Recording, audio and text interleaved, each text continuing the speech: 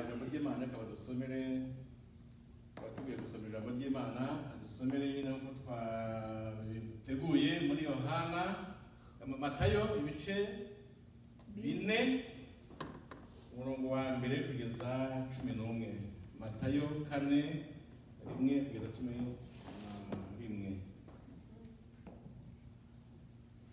Reka dusome mu izina rya Yesu. Ubutumwa bwiza uko bwanditswe na Matayo igice cya 4 duhere ku murongo wa 1 ku murongo wa 11. Umutwe w'amagambo haranditse ngo Yesu ageragezwa na Satani. Maze Yesu ajyanwa n'umwuka mu butayu kugeragezwa n'umwanzi amaze iminsi 40 n'amajoro 40 atarya abona gusonza. Umushukanyi aramwegera aramubwira ati niba uri umwana w'Imana bwira aya mabuye ahinduka imitsima. Aramusubiza ati handitswe ngo umuntu ntatungwa n'umutsima gusa ahubwo atungwa n'amagambo yose ava mu kanwa k'Imana. Maze umwanzi amujyana ku murwa wera amuhagarika ku gasongero k'urusengero aramubwira ati niba uri umwana w'Imana ijugunya hasi kuko handitswe ngo izagutegekera abamarayika bayo bakuramire mu maboko yabo ngo udakubita ikirenge ku ibuye. Yesu aramusubiza ati kandi handitswe ngo ntukagerageze Uwiteka Imana yawe. Umwanzi arongera amujyana mu mpinga y'umusozi muremure cyane amwereka ubwami bwose bwo mu isi n'ubwiza bwabwo. Aramubwira ati biriya byose ndabiguha nupfukama ukandamya. Yesu aramubwira ati genda Satani kuko handitswe ngo uramye Uwiteka Imana yawe aba yikorera yonyine. Umwanzi aherako aramureka maze haza abamarayika baramukorera. Twakira ijambo ry'Imana. Yesu ashimwe. Amina. Amena. Amina. Tugeze mu mwanya mwiza cyane wo kumva ijambo ry'Imana. Aya ni amagambo musange muzi, abantu benshi bakunda kuhigisha, ariko ijambo ry'Imana buri gihe uko rije iyo uteze amatwi neza usanga rije ari rishyashya. Amina. Kandi Imana ifite icyo ishaka kwigisha, nubwo yakoresha umurongo umwe uyu munsi ikawukoresha n'ejo bundi. Imana ifite ukuntu yigisha umuntu ikoresheje ijambo rimwe ariko umuntu akavanamwo ibye n'undi akavanamwo ibye.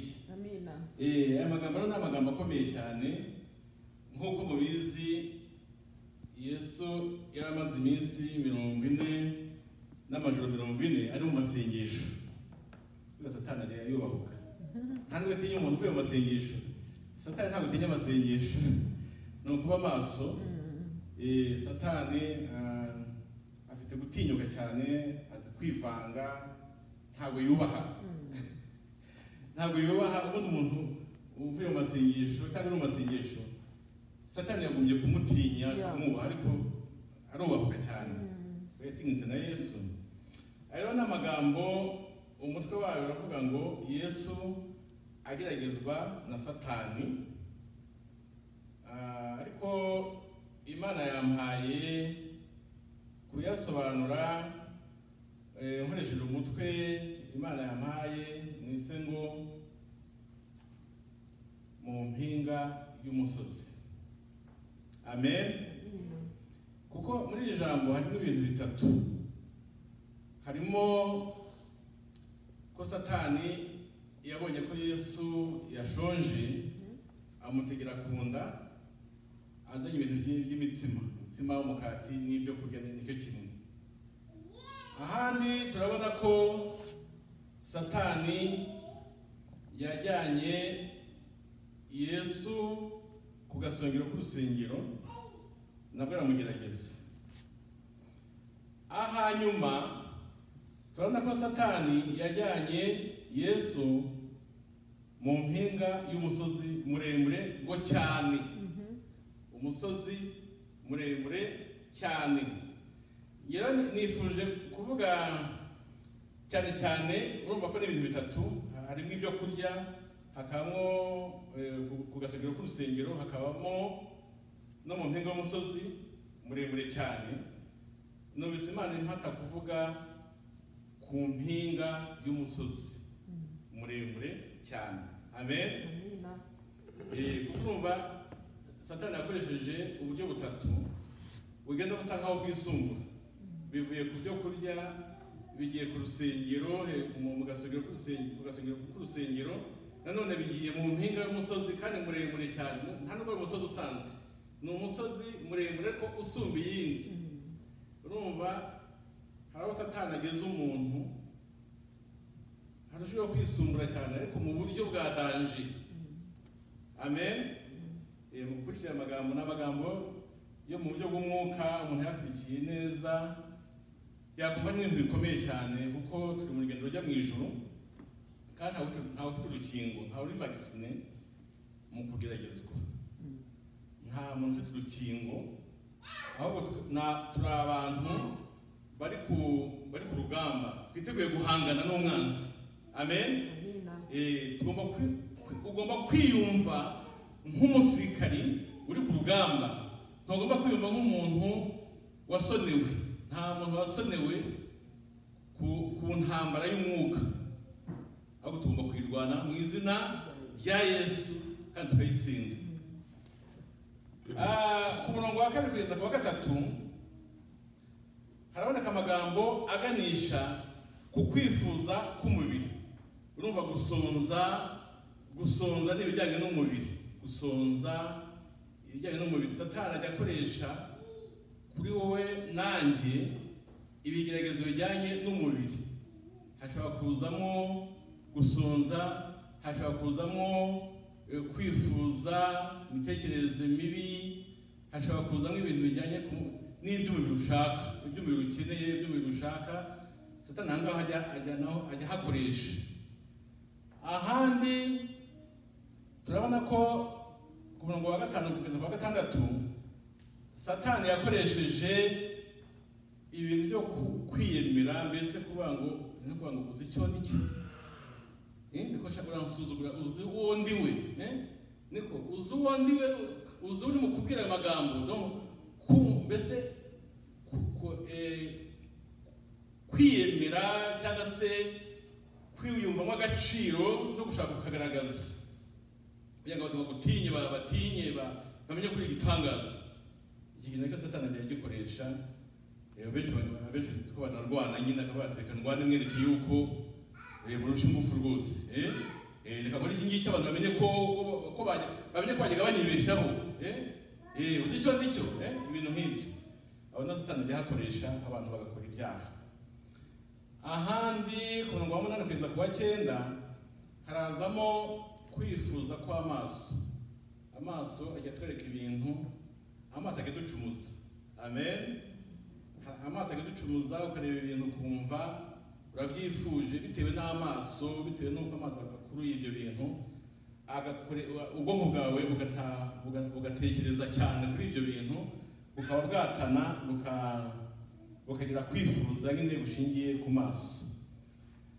Aya magambo tugiye kuyaganiraho, ariko tuganisha mu buryo bwo kurwana kwacu. Satani ntabwo yateye Yesu mu buryo busanzwe. Burya Satani ajya amenya aho ugeze, Satani ajya amenya igipimo cyawe cy'agakiza, Satani ajya amenya aho ugarukira mu kugira imbaraga z'umwuka, akaza azanye imbaraga ashingiye ku kuntu ari kukubona. Urumva kugira ngo aze gushukashuka Yesu yasanze mu bundi buryo bworoshye bitazoroha. Noneho aza akoresheje ijambo ry'Imana, aza noneho akoresha ijambo ry'Imana. Aya magambo twasomye ahangaha kagenda nsoma, ndababwira yenda ufite Bibiliya aragenda usomera, ureba mu Gutegeka kwa 2:8 umurongo wa 3, Gutegeka kwa 2:8 umurongo wa 3. Ubwo hashaka urebe no muri Zaburi 91 umurongo wa 11 kugeza 12. Mu gihe cyashaka yakomeze mvuge kuri aya magambo. ngo ajyanwa n'umwuka uri Yesu, ajyanwa n'umwuka mu butayu kugeragezwa n'umwanzi.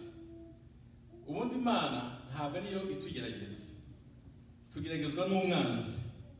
Ariko hari igihe Imana yemera ko umwanzi atugerageza kugira ngo Imana irebe gukomera kwacu cyangwa se kurwana kwacu cyangwa se urukundo tuyifitiye n'ishyaka dufitiye Imana. Imana hari igihe reka tukageragezwa ariko si tugerageza. Ajyana n'umwuka mu butayu kugeragezwa n'umwanzi iminsi 40 n'amajoro 40 atarya atanywa abona gusonza.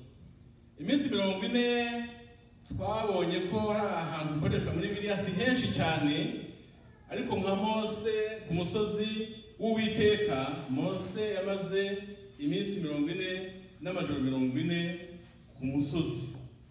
Mu by'ukuri umuntu yavuga ko yari mu masengesho kuko ntabwo yajyaga ntiyananywaga. Ahandi tubona Eliya nawe yamaze iminsi 40 n'amajoro 40 atanywa.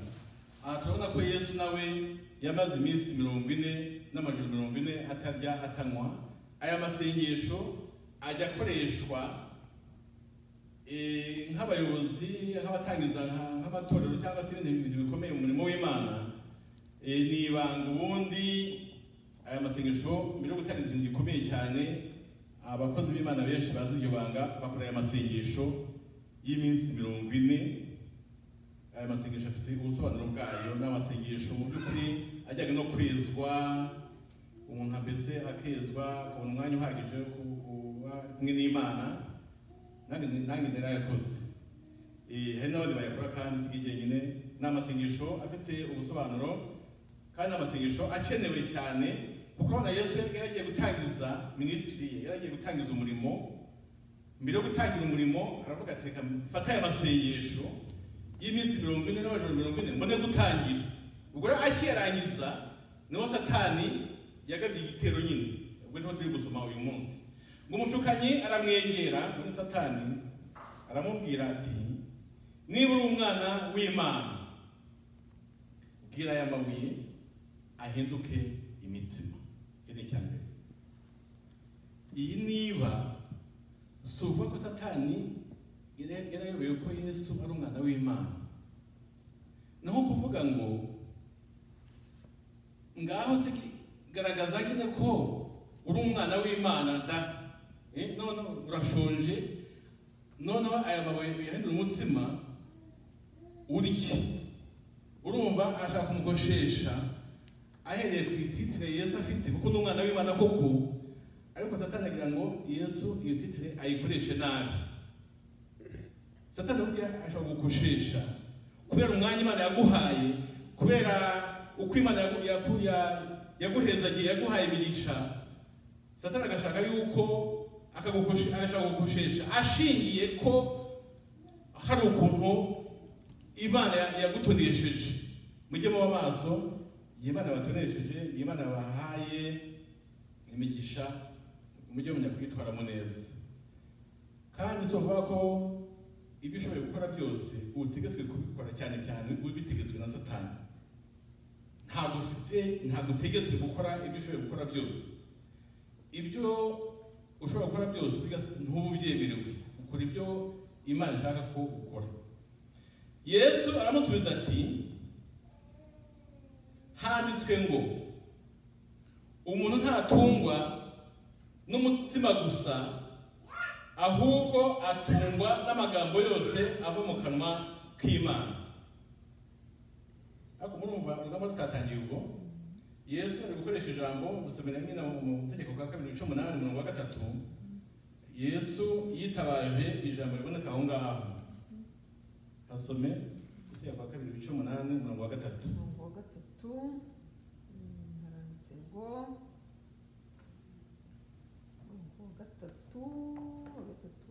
Tegeko kwa 2:18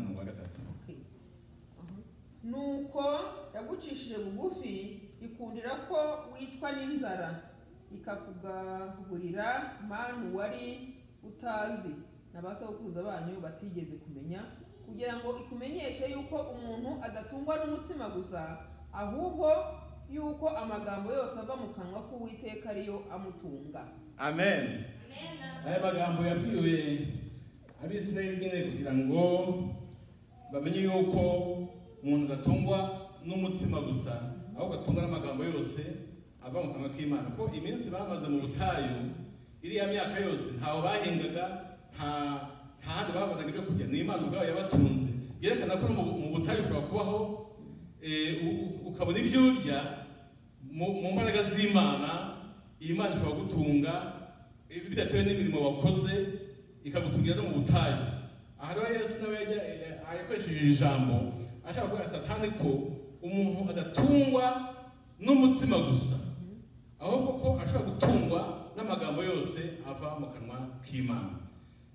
Ariko aya magambo yose numva icyo atwigisha, mujye mwubaha ijambo ry'Imana.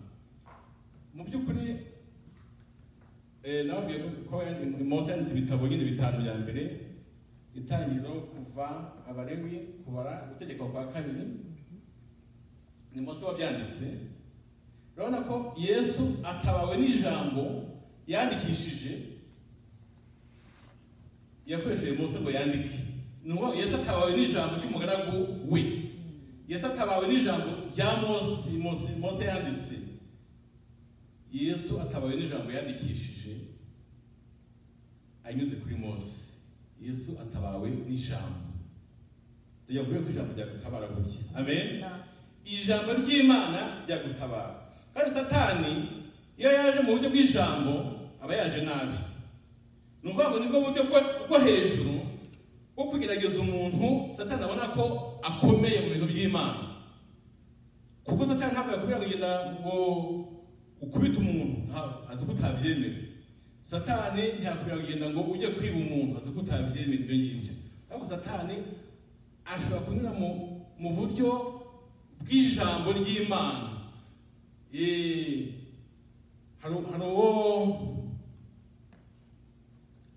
Hari ijambo ry'Imana rivuga ngo Danieli abamurwanyaga bavuze bati nta handi twamubona uretse mu rusengero, ibintu by'Imana nibyo barimo. Ni ukuvuga ngo Satani agutegera mu bintu by'Imana kuko ariho azi ko yagusanga, niho azi ko yagusanga. Ubwo Satani yaje mu buryo bw'ijambo, yikingije ijambo ry'Imana, aba yaje nabi. Ngo ujye unywa gake kubw'uburwayi bwawe. Abantu basanga banyoye za wiziki amacupa n'amacupa, ngo muri birango ngo ujye unywa gake kubw'uburwayi. Ugasanga umuntu yasinze ngo hari umurongo uvuga gutyo. Cyangwa se ngo mukundane, urumva ukunde mugenzi wawe nk'uko wikunda. Ugasanga urukundo baruhinduye ikindi kintu. Nuko Satani ajya mu ijambo ry'Imana akarikoresha nabi iyo utabaye maso. Nuko tugomba kuba maso tukamenya ijambo ry'Imana. Niyo mpamvu Dawidi yavuze muri Zaburi 119:11, Dawidi yaravuze ngo nabikiye ijambo ryawe mu mutima wanjye kugira ngo ntagucumuraho. Ugomba kugira ijambo ugendana. Aha ngaha mu by'ukuri uretse ko tubisoma gutya byari nk'ibipfunsi, yari intambara itoroshe rwose. Ni ukuvuga ngo Satani yakoreshaga ijambo ry'Imana, nayo agakoresha ijambo ry'Imana, barafayitinga, bararwana. Ni urugamba, hari urugamba, ntihari kuri shandi bataye aha ngaha rwose. Ni ukuvuga ngo Satani yari yatatse, na Yesu nawe akayirwanaho kandi nawe agasogota. Kuko ijambo ry'Imana ngo ni inkota ityaye yamugi yombi. Ni ukuvuga ko Satani na Yesu bari mu ntambara aha ngaha itoroshye. Ariko Yesu yigeze gute? Yesu yaranesheje. Amen, amen. Muzamuri ibiganza, Yesu yaranesheje. Nawe ugomba kunesha mu izina rya Yesu. Ikindi gishimishije, Satani burya azi isezerano rya kera, ariko Satani ntabwo azi isezerano rishya. Ryaramuyobeye. Kuko mu isezerano rishya harimo formule Imana yakoresheje, harimo umuvuno Imana yakoresheje, harimo ubuhanga, harimo ubwenge buhanitse bw'Imana. Mbese bidashoboka ko bidakunda ko Satani abasha kubisobanukirwa. nuvuga ngo bigeze ku musaraba n'amaraso ya Yesu iyo bijemo Satani aba confused. Nta menye ukuntu Imana yabigenje, ukuntu Imana yadukijije tukaba tuzajya mu ijuru. Ubundi Satani yari azi ko abantu bose bazarimbuka, ariko ukuntu Imana yabigenje mu isezerano rishya, ahantu hayobeye Satani n'ubu ngubu Satani naramuka aguteye cyangwa abadayimoni baguteye. Hari abakunda guterwa n'abadayimoni nijoro, bakanababonega nijoro cyangwa bakanabakubita ibintu nk'ibyo. Uramutse wibutse ko hari izina rya Yesu wakoresha ukarivuga, abadayimoni bahita bagira gute? Bahita bahunga. Ni ukuvuga ngo mu izina rya Yesu abadayimoni bagira gute? Barahunga. Kandi ibyo watuye ku badayimoni muri iryo zina rya Yesu bibaho. Bivuze uti abadayimoni muranteye, ariko ndabatwitse mu izina rya Yesu, buke barashya. Barashya. Ntuzavuga ko ntumvise bavuga, kuko baba bahiye. Bivuze ngo ndabirukanye abadayimoni mu izina rya Yesu, buke barirukana. Ibyo watuye byose mu izina rya Yesu bigira gute? Bibaho gutyo. Amen, amen. Mujye mukoresha izina rya Yesu. Igihe Satani aguteye, igihe ubona ibintu bidasobanutse, igihe ubona ibintu by'umwijima bitumvikana, igihe wumva ubuze amahoro utazi ukuntu bigenze, igihe nijoro wumva nta mutekano ufite, nta bitotsi, ibintu bimeze nabi, jya uvuga uti mu izina rya Yesu namenye kubona abadayimoni mwaje, ndabirukanye mu izina rya Yesu. Bahita bahunga mu izina rya Yesu. Mujye mukoresha ubutwari. Twahawe ubutwari, twahawe imbaraga, twahawe ibanga ryo kwirukana imyuka mibi no gutesha agaciro gukora kwa Satani muri iryo zina rya Yesu. Nuko Yesu aramusubiza ati, umuntu ntatungwa n'umutsima gusa, ahubwo atungwa n'amagambo yose ava mu kanwa k'Imana. Maze umwanzi ngo amujyana ku murwa wera, ngo amuhagarika ku gasongero k'urusengero. Ariko ahangaha nahasomye ndavuga nti, umwanzi ajyana Yesu gute? Ajyana Yesu gute? Njye natekereje, ubundi Yesu ni Imana. Ntabwo Yesu yananiwe kubwira Satani ati ndambiwe. Ubundi kujyana harimo urugendo, harimo kugenda ubwo. Kujyana amujyana. Ni ukuvuga ngo hari urugendo rwakozwe amujyana. Yesu ntabwo yananiwe kubwira Satani ati sinshaka kujyana kuko ntabwo ufite uburenganzira, hano udusha imbaraga. Kandi cyangwa se nagira akavuga ati ndambiwe kugenda ndanzi, ntabwo nkumviye. Ntabwo Yesu byamunaniye. Natekereje ko Yesu yemeye kugenda kugira ngo twebwe bitubere isomo, atwereke yuko wageze no ku gasongero k'umusozi ushobora kunesha mu izina rya Yesu. Amen, amen. Donc Yesu yemeye kugenda ataruka naniwe kuba yakwanga ngo yiyokoze resiste yangire Satani. Ntabwo Yesu byamunaniye, ahubwo ntegeze ko yashatse kugira ngo twebwe tuzasoma aya magambo tuzamenye ko nubwo Satani yenda yaba akwibye umuntu akakujyana akakugeza ku gasongero k'urusengero, naho ushobora kudakora icyaha kandi wahageze.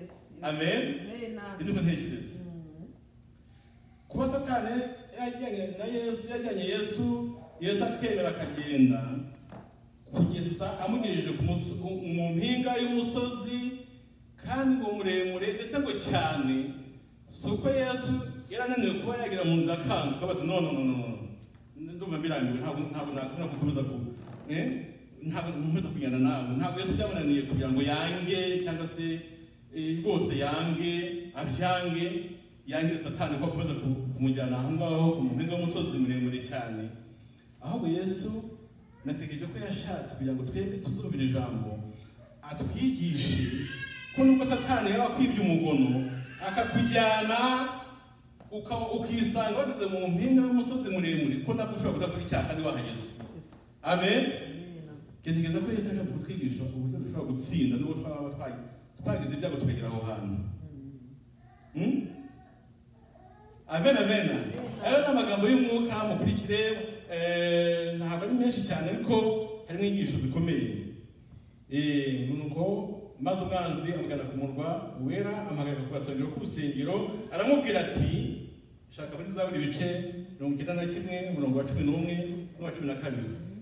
Ngo aramubwira ati, niba uri umwana w'Imana, uri Satani none akoresheje ijambo ry'Imana, niba uri umwana w'Imana, ijugunye hasi, kuko handitswe ngo izagutegekera abamarayika bayo bakuramire mu maboko yabo ngo udakubita ikirenge kw'ibuye.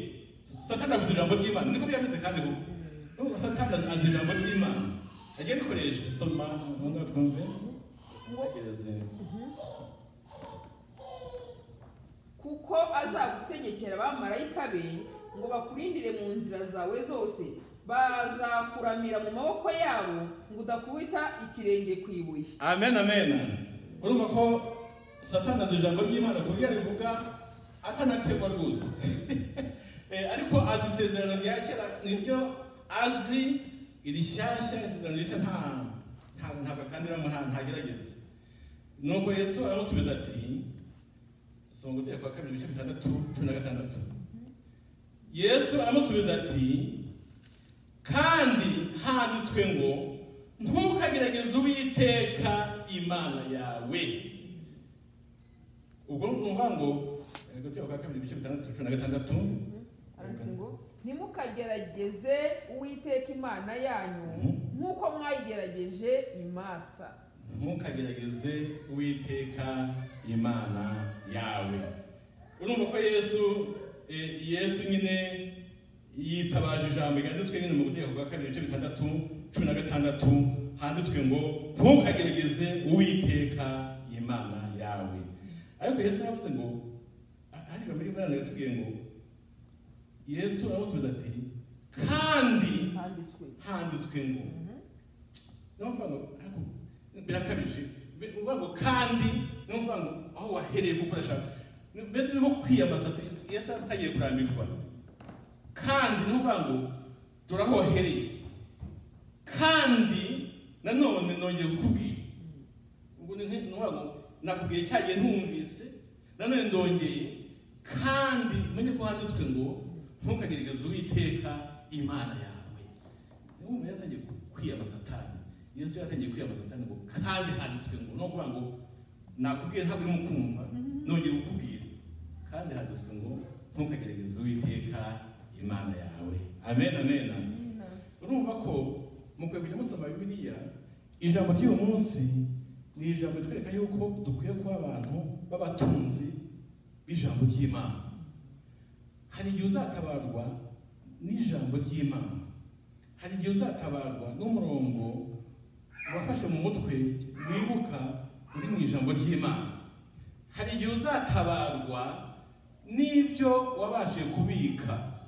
Mujye musoma ijambo ry'Imana. Mbajije nk'umuntu muri mwe bantese, hashize iminsi ngahe ubumbuye Bibiliya ugasoma? Ntabwo babajije, yenda ubutaha ubwo mbibabwiye mwasomye yenda ijambo ry'Imana, muvuga mutatubwira gutubaza yenda tugatsindwa. Ariko ijambo ry'Imana rikwiye kuba ibyo kurya byawe bya buri munsi. Amen. Nk'uko buri munsi turya ibyo kurya bisanzwe, ni nabwo dukwiye kurya ibyo kurya by'umwuka. Ntaho bitaniye. Uko iyo utarya ugenda usonza, kandi uko ukomeje gusonza ushobora no kurwara. Kandi iyo ukomeje gusonza cyane, abana bo ushobora no kurwara bwaki, cyane ku bana. Urumva mu by'umwuka naho bidasaba ijambo ry'Imana utangira gusonza, wagira ukaba nk'umurwayi. Uzi ko igihe umuntu ushonje cyane umuha ibyo kurya kumva atanabishaka, kubera ko nta peti. Burya peti uyifite kubera ko uheruka kurya, ariko udaheruka kurya na peti iba yagiye. Baza kwa muganga bafite ubundi buryo bakoresha, baza kugutuza hari utuzi, bakamenyereza agasupu wenda gakeya gutyo, bakazabona kuguha ibyo kurya nyuma, kubera ko ntabwo organisme yawe igifite ubushobozi bwo kuba yari, kuko umaze igihe kirekire utarya. Niyo mpamvu usanga abantu babihirwa n'ijambo ry'Imana. Uvuga uti tugiye gusoma ijambo ry'Imana, mube maso, tugiye gusoma hanze, ukumva umuntu gusoma bya bindi kandi impamvu mwumva bikubihiye nuko nyine udaheruka kurya iby'umwuka. Numva gusomera mu by'Imana bikubihiye utabishaka, uzamenya ko burya utangiye gusonza, apeti y'ijambo ry'Imana yatangiye kugenda bitewe n'uko udaherutse gusoma ijambo ry'Imana, no kurisomerwa birakubihiye. Ariko iyo uri umuntu witoza gusoma ijambo ry'Imana, bavuze bati tugiye gusoma hana, ubu wa mbere wo gushaka utegereje ko bavuga hariho nawe utangire gushakishe usome, kuko ufite apeti, urashaka kurya iby'umwuka, urumva biryoshye, urumva iby'Imana bikuryoheye, ntabwo bikubihiye. Ahubwo kubihirwa n'ibintu by'Imana ko ari akaga. Uzi kubihirwa n'ijambo ry'Imana. Abantu bakavuga ijambo ry'Imana, umuntu yumva bimubihiye ni ibyago, burya apeti iba yaragiye bitewe n'uko umuntu amaze igihe adasoma ijambo ry'Imana. Mujye mwimenyereza gusoma ijambo ry'Imana kugira ngo mubashe guhangana n'umwanzi. Ntabwo dufite urukingo ku mirwano y'umwuka, imirwano ya Satani dushoraho. Buri wese agomba kuba yiteguye kurwana, ariko dufite ubutsinzi muri Yesu. Amen. Yewe ni intambara yacu idateye ubwoba kuko turi mu ruhande rwanesheje. Amen. Nubwo waba ufite intege nkeya, nta kintu bitwaye kuko komanda wawe uyoboye urugamba rwawe yaratsinze. Ni ukuvuga ngo niba numva afite intege nkeya, hamagara kapitene, hamagara komanda wawe Yesu, uti ndumva afite intege nkeya kandi natewe, noneho ngwino umfashe. Amen. Yesu ahita aza. Amen. Ubwo rero baza gusomera hariya nyine handitswe ngo ntukagerageze Uwiteka Imana yawe. Iri jambo handitswe ngo rimugaruka kenshi, tukaba tugiye kubitekerezaho.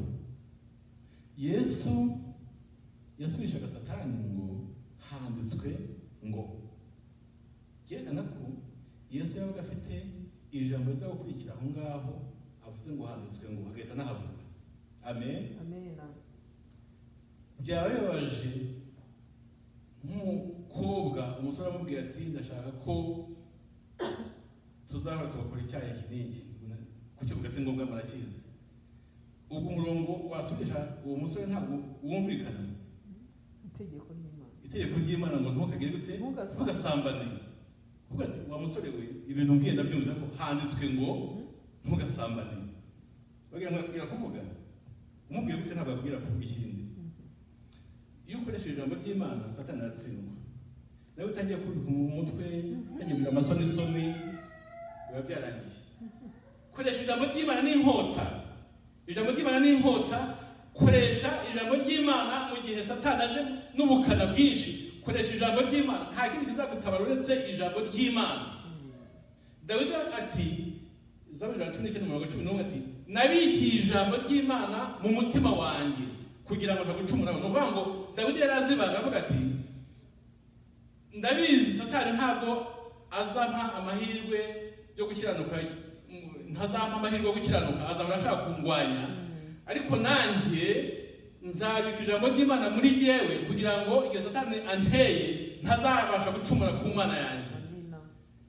Urumva ko Dawidi bangara afite cyo kudacumura, nuko yabitse ijambo ry'Imana mu mutima we. Niba umutima wawe habitse n'ibindi, ntabwo uzatsinda. Ariko nubika ijambo ry'Imana muri wowe uzatsinda. Amen. Nuko umwanzi arongera amujyana mu mpinga y'umusozi muremure cyane, amwereka ubwami bwose bwo mu isi n'ubwiza bwabwo. Aramubwira ati, biriya byose ndabiguha nugira gute, nupfukama ukandamya. Ariko nshaka kutuvuga, tugiye gusoza mu kanya. Ngo amujyana, nuko umwanzi amujyana mu mpinga y'umusozi muremure cyane. Urumva yamugejeje ahantu, kandi amagambo nayategereje nsanga amagambo akomeye cyane. Akamubwira ati, kugira ngo ibyo bitungane bishoboke bese, kugira ngo mbese guhe ubwami bwose bwo mu isi n'ubwiza bwabwo, nuko upfukama ukandamya. yamuhaye kondisiyo,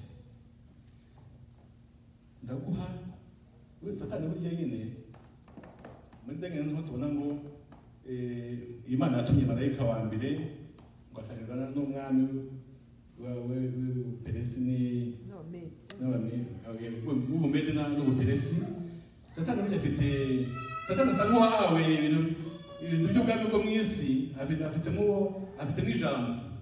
Noneho Satani agereza ati biriya byose ubonye, wabonye imijyi myiza ukamujyanye hejuru cyane hashoboka, mu mpinga y'umusozi muremure cyane, yabashaga kureba mbese hose nta bitamugoye. Amwereka byose ati wabibonye, wabonye uriya mujyi, wabonye n'uyu mujyi, wabonye hariya amazu, wabonye ibi bintu, wabonye ibintu byose, wabibonye byari byiza koko. Biriya byose uko bibonye nabiguha ubu ngubu, ariko kondisiyo pfukame, noneho numara gupfukama ntabwo birangiriye aho, unandamiye, ndabiguha byose. Mbega ijambo! Hari igihe Satani ajya tugeza mu mpinga y'umusozi muremure cyane. Ntabwo navuze ku gasongero, nako twakabonyeho, aho dushaka kuvuga mu mpinga y'umusozi muremure cyane. Yesu aramubwira ati, soma Guteka kwa 2:6-13. Haranditse ngo wubahe Uwiteka Imana yawe abe ariyo ukorera, izina ryayo abe ariryo urahira. Amen, amen. Yesu aramubwira ati, genda Satani, kuko handitswe ngo uramye Uwiteka Imana yawe abe ariyo ukorera yonyine gusa. Ndetse byerekana ko ahangaha Satani yarakoze ikintu gikomeye cyane, ngiye mutega amatwi mwumve. Iyo Yesu yibeshya agapfukama akaramya Satani, ndetse ko bitari gushoboka, ntabwo byari gushoboka mu by'ukuri. Ni ukuvuga ngo gahunda yo gucungura umuntu yari igeze gute, yari ishyizweho iherezo. Mu yandi magambo ndagira ngo Yesu mwajye mumuha amashyi mbere yo kuvuga icyo ngiye kuvuga. Mbese ni nka kwa kundi uba uri ahantu ariko urepresenta abandi bantu, uvuga ngo gutsinda kwawe niko gutsinda kw'aba bandi, gutsindwa kwawe niko gutsindwa kw'aba bandi. Yesu muri kiriya gihe ageragezwa, isi, ngo nivuga isi mwumva abantu, yari iri mu ihurizo rikomeye, kuko twari tugiye gutakaza amahirwe yose twari dutegereje muri Yesu. Amen. Twari tugiye gutakaza gucungurwa kwacu. Ni ukuvuga ngo Yesu yatsindwa hariya hantu, ntabwo twari kuba ibyacu biturangiranye. Ni ukuvuga ngo isi yose yari muri faze, yari faze ya danje kuri twebwe abantu. Iyo Yesu aramuka atsinzwe, twari kuba natwe tubuza agakiza k'Imana, twari kuzarimbuka twese. Yesu abwira Satani ngo, Yesu aramubwira ati, genda Satani. None ntabwo tunegosiya, ntabwo byo kuvuga navuze, genda Satani, handitswe ngo uramye Uwiteka Imana yawe abe ariyo ukorera yonyine. Genda Satani. Mujye mugira ijambo ryo kwirukana imyuka mibi. Satani mujye mumwirukana. Dufite ubushobozi bwo kwirukana Satani, ntabwo kumutinya no gushaka kumunegosiya nawe. Hari igihe biba ngombwa kuvuga ngo genda, ndumva ndambiwe n'agasuguro k'abadayimoni, genda, ndabirukanye imyuka mibi mwe. Genda Satani, handitswe ngo yawe uyu munsi ndagira ngo mbahaye umukoro, ugenda ushaka imirongo ninga nk'itatu itandukanye, ahantu hatandukanye, uyifate mu mutwe, bitewe n'uko ujya wumva uterwa, kuko ntabwo uterwa kimwe. Uko Satani atera abubatsi ingo, siko atera abaseribateri. Uko Satani atera abacuruzi, siko atera abaprofeseri mu mashuri. Ni ukuvuga ngo Satani afite ukuntu yataka bitewe n'ubuzima umuntu abamo. Ureba ubuzima ubamo, ushake ahantu wavana amagambo make ufata mu mutwe azagutabara mu gihe cy'urugamba. Uzavuga ngo handitswe ngo, Satani nagutera umusubije ngo handitswe ngo. Satani uje gutya ariko handitswe ngo uhite ushyiraho umurongo ugufasha mu rugamba uzaba urimo bitewe n'ubuzima bwawe. Ubuzima bwawe n'ubwanjye si kimwe neza, ntabwo tugeragezwa kimwe twese. Ushaka imirongo igufasha mu buzima ucamo cyangwa mu buzima urimo, muri ibyo ushaka ahantu hagufasha hajyanye n'ubuzima bwawe. Ushaka imirongo yagutabara mu gihe watewe. Ujye uvuga ngo handitswe ngo, urumva ntihaze umuntu kugushuka uvuga ngo handitswe ngo. Nuhura n'ibintu kugerageza ibintu uvuga ngo handitswe ngo. Imyuka mibi niza yana n'umuntu ukubona ariko ukumva ko watewe n'imyuka mibi, uvuga ngo handitswe ngo. Usubire nyine ushyire amagambo akurikiyeho imbere bitewe n'uko yateguye, bitewe n'intambara ucamo uyu munsi. Yesu avuga ngo genda Satani, kuko handitswe ngo uramye Uwiteka Imana yawe aba ariyo ukorera yonyine. Umuntu ukurikiraho ubundi Satani ntabwo agomba kuramya Satani, nako Yesu ntabwo agomba kuramya Satani kuko Yesu ni Imana. Ibi byose Satani yagerageje gukora aha ngaha kugira ngo akosheshe Yesu akora ibintu bitari mu mwanya wabyo no mu gihe cyabyo. Kuko byerekana ko Yesu yavumbuye Satani. Yesu nabo Satani yamuteze umutego. Ibi Satani yavuze ngo nupfukamukandamya ku murongo wa 11 turabona ngo abamarayika baje, noneho abamarayika baraje bo bapfukamira Yesu baranamuramya. Byerekana ko Yesu yavuze ngo ahubwo ngo uramye Uwiteka Imana yawe aba ariyo ukorera yonyine. Yesu aho kugira ngo Yesu aramye Satani uko ntibyagomba gukorwa, ahubwo abamarayika baraje baramya Yesu. Amina. Noneho Yesu yerekana isura yo kuramya uko ugomba gukorwa. Amena. Nubakumuntu guheruka Yesu yakosoye Satani, yerekana kuramya uko bigomba gukorwa. Ko ugomba kuramya ari Yesu nk'Imana, kandi ari ugomba gukorerwa wenyine. Kandi yerekana Satani ko mu by'ukuri tiwakubije kuvuga ngo umwana we ni umwana w'Imana, noneho reba bari kundamya nige Imana, menya ko ndi Imana. Noneho ahubwo wari ukwiye kuramya Uwiteka Imana yawe ko nige Uwiteka. Hariya Yesu yashimangiye ubumana bwe. Aba Satani wavuga mufukame muramya ariko sibyo, ahubwo abamarayika bari kundamya nige Imana. Wowe wagomba kundamya no kubananiranye nige Imana ukwiye kuramya yonyine. Yesu ashimangira ubwami bwe, ashimangira kuramya kwe ko ariho ukwiye gukorwa konyine. Yesu ashimwe. Amen. Amen. Ibintu mu ncamake tugiye gusoza iby'umutsima. Yesu muzi ko yavuze ngo handitswe ngo umuntu ntatungwa n'umutsima gusa, ahubwo atungwa n'ijambo ryose riva mu kanwa k'Imana. Ibijyanye no kwasagara k'urusengero Yesu yanze gusimbuka. Kuko amareka Satani yavuga ngo nusimbuka amareka baragusama mu maboko yabo nta kintu gikwiye. Yesu yanze gusimbuka. Nuvuga ngo ibyo ushoboye gukora byose, ibyo ufite ubushobozi byose, siko wemereye kubikora burya. Ntabwo ibintu byose dufite ubushobozi twemereye kubikora. Ntukabikora ibintu byose. Kubera ko umuryango ufunguye, ntugomba kwinjira mu muryango ufunguye. Umuryango ushobora kuwufunguye ariko ntuwinjiremo, ntabwo ushobora kwinjira mu muryango ufunguye. Nuvuga ngo ibyo tubona biri imbere yacu dufite ubushobozi bwo gukora, ntabwo tugomba kubikora kuko dufite ubushobozi. Dukwiye guhitamo ibigomba gukorwa n'ibitagomba gukorwa nubwo dufite ubushobozi yenda bwa byinshi. Aho ku murongo wa nyuma ku musozi, mu mpera y'umusozi muremure cyane, niyo ngiye kuvuga gatoya muri aka kanya tugiye gusoza. Abana batoya bakunda iki? Bakunda kurya iki? Fries, ice cream. Abana bato bitewe na kuyu muntu, hari abakunda biscuit, hari abakunda chocolate, bombo, n'ahantu wa mugani.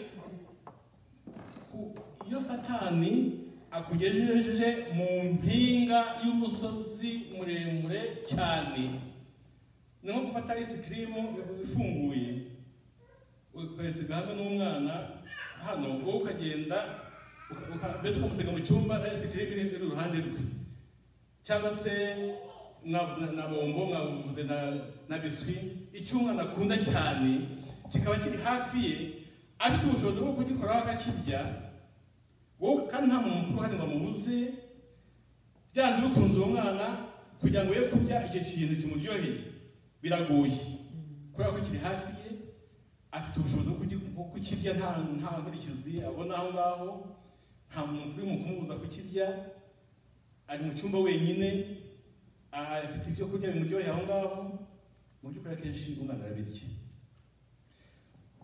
Satani yakugejeje mu mpinga y'umusozi muremure cyane, ni nk'uwo mwana ufite ice cream iruhande rwe kandi akaba anashonje, cyangwa se akaba afite biswi abona iruhande rwe kandi akaba ashonje, cyangwa se akaba afite ibindi byo kurya. Abana bafite gukunda ibyo kurya mu buryo butandukanye, umuntu wese afite guye gukunda ibyo kurya. Ndashaka kuvuga mbese ibyo kurya biryoheye umwana biri iruhande rwe. Ibyo ngibyo babigereranya n'uko umuntu Satani aba yamashyize ku mpinga y'umusozi muremure cyane, abasha kureba ibyo yumva yagira ibye. Satani ajya kugiza mbese ni ukuzana ikintu cyiza, ikintu mbese azi gukunda cyane, akagushyira mu maso, akakikwereka gutya, akakigutakira, kandi akavuga ati ni icyawe rwose, gifate nta kibazo, gifate. Uburyo ubageze mu mpinga y'umusozi muremure cyane. Reka tuvuge yenda nk'umucuruzi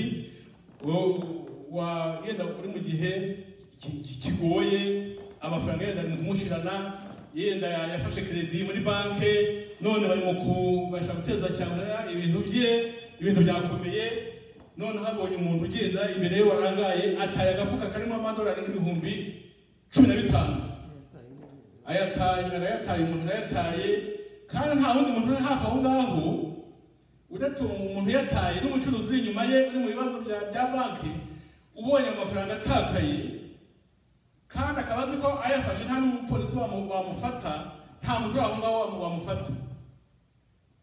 Ubwo umucuruzi niba akijijwe aba ahagaritswe mu mpinga y'umusozi muremure kandi cyane. Amena, ko kugira ngo abibuka ko hari itangazo ryahise kuri radiyo ko bazateza ibye ejo cyangwa ejo bundi, kandi umuntu ataye amafaranga, umuntu yakomeje yagiye kandi amafaranga yataye aho ngaho, umucuruzi ayitegereza abone kandi yafashe nta n'uwamufata, kugira ngo avuga ati reka njyafate mpamagarika uriya yataye nyamuhe, umuntu ntabanesheje abanesheje. Amena. Urumva uwo umucuruzi rero wageze mu mpinga y'umusozi muremure cyane, ariko akaba akijijwe. Mu mpinga y'umusozi muremure cyane tujya tuhagera mu buryo butandukanye. Ushobora kuba uri umusore ufite umukobwa wakunze cyane, naho ukavuga uti umukobwa rero mukagenda mukabura ahantu, umukobwa ukabona ko agukunze, nivuga umusore n'umukobwa ubwo ushatse wamusimbuza n'umukobwa ubwo mukabura ahantu, nta muntu yenda wamenya n'ibyo murimo, kandi ukabona ko nta kibazo gihari kindi, ko ibyo bintu bishobora kuba nta muntu ubafashe, nta nkurikizi yindi. Aho ukavuga uti ijambo ry'Imana rivuga ngo ntugasambane. Amena. Handitswe ngo ntukagire gute? Ntugasambane. Ubwo umusore n'uwo mukobwa baba bahagaritswe mu mpinga y'umusozi muremure kandi cyane. Amena. Ubwo rero kunesha ni ukuba washyizwe imbere ikintu nk'icyo ngicyo wumva umutima wawe uba ushaka kugeraho, ariko ukakibuza kuko ijambo ry'Imana rikubuza, ukaba unesheje gutyo, ugeze mu mpinga y'umusozi muremure cyane, uri kureba ibyo wari ufitiye mbese ubushobozi bwo kuba wakora, urabyibujije kubera ijambo ry'Imana wabitse muri wowe, ubwo unesheje mu izina rya Yesu. Amena. Undi reka tuvuge nka Dawidi yigeze ahantu, nkunda kumuvuga, yigeze ahantu asanga Sawuli yasinziriye n'abagaragu be basinziriye, kandi Dawidi yavugaga Sawuli kuko Sawuli yashaka kwica Dawidi. Dawidi yari afite ubushobozi bwo kuba yakwica Sawuli, kuko ikibazo Dawidi yari afite ni icyo Sawuli nyine wari usinziriye aho ngaho. Abagaragu ba Dawidi baramubwira ati turakoze kugira umutima w'impuhwe, uyu mugabo reka tumwiyicire twebwe nabize ngo ushobora kutamwica, dore niba waturuhije niba utugejeje muri ibi bigunda byose no mu buvumo. Dawidi aravuga ngo ntabwo twabanga ukuboko ngo twice uwo Imana yimikishije amavuta. Urumva Dawidi nawe yari ategetswe mu mpinga y'umusozi muremure cyane, hahandi mbese ushobora gukora icyaha, bishobora kuba wakora icyaha rwose, bishobora kuba wakora icyaha ariko ntugikore kuko ijambo ry'Imana. Amen, amen.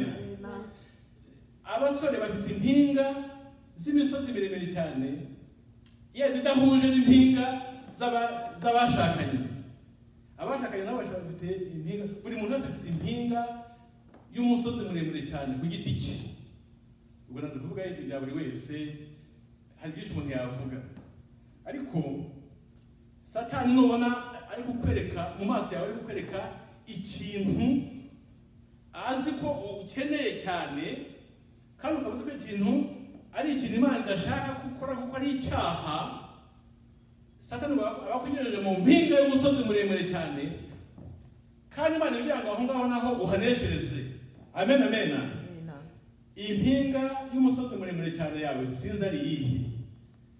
Mbarije umuntu nk'abantu ntese muri iyi minsi ikintu wumva uri kurwana nacyo Satani ashaka kugukoresha ukaba uri kucyanga ni igiki, wakivuga cyangwa utanakimbwiye ariko urakizi. Umuntu wese afite impinga y'umusozi muremure cyane ahanganye nayo. Amen. Ahantu Satani akwegereza icyaha pe, ugikabakaba gutyo ukibona icyaha kiri imbere yawe gutya hafi yawe, ariko ukavuga ngo handitswe ngo. Amen, amen. Iyo rero handitswe ngo uyu munsi niyo kugira ngo mutahane. Mwa basore mwe, mwa bakobwa mwe, handitswe ngo yawe uyu munsi ni iyihe? Mwa basore mwe, handitswe ngo yawe ni iyihe uyu munsi? Mwa babyeyi mwe, handitswe ngo yawe ni iyihe uyu munsi? Wa mugabo we, handitswe ngo yawe ni iyihe uyu munsi? Utegetswe ku mpinga y'umusozi muremure cyane. Satani ari kukwereka, ari gutaka ikintu kibi